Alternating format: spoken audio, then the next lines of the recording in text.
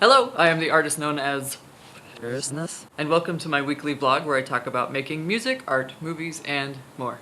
In the last part of this series, I talked about the breakdown process for creating each shot in my criminal Panopticon animated music video. This week, I can take all of that information and start drawing.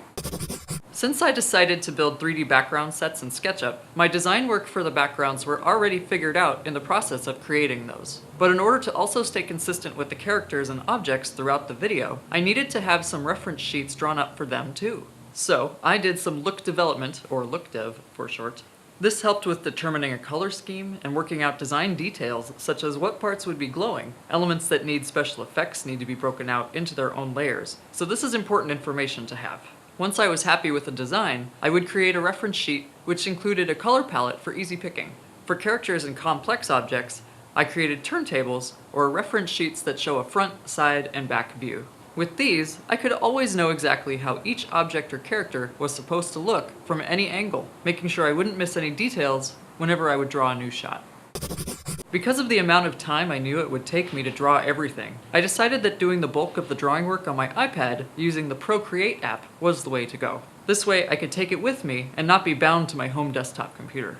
Upon opening a new project in Procreate, I'd name the file, then bring in a thumbnailed storyboard as a bottom layer for reference. Then, I'd import the background reference screenshot from SketchUp on a separate layer. Finally, I'm all organized, and I'm ready to draw a final shot. It's drawing time! Yeah! Here's where I really get into the nitty-gritty of each shot and use all that prep information that I did to get what I need to animate everything.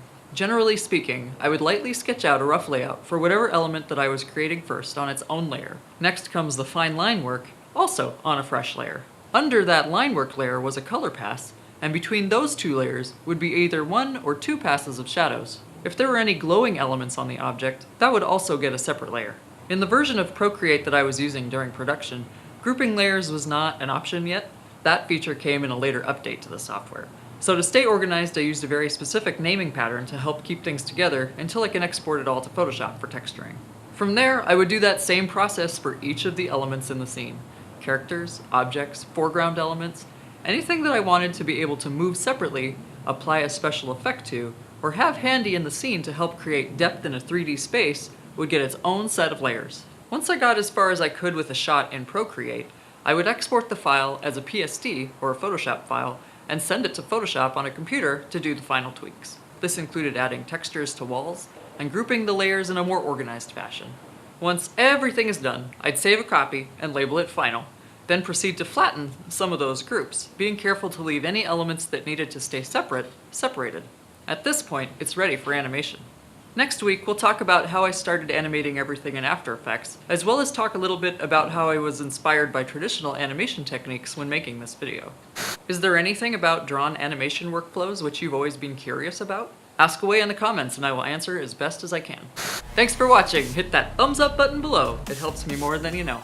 And join the Uncensored by subscribing to my YouTube channel, my newsletter, or by following me on Facebook, Twitter, and Instagram. If you never want to miss a video, be sure to click the little notification bell icon too. Thank you so much again. I will see you next week for the final part of this series.